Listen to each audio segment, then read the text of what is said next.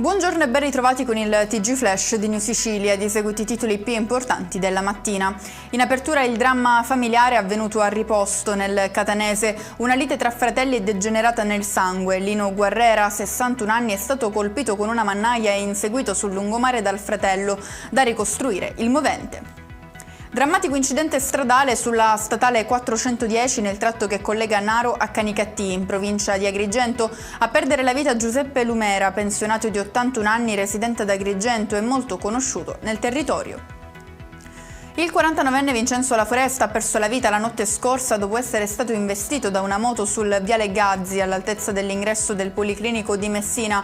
Alla guida del mezzo un quarantenne senza copertura assicurativa. A Balestrati i carabinieri hanno invece arrestato un uomo di 43 anni accusato di tentato omicidio. La vittima sarebbe un cittadino di 47 anni aggredito in strada.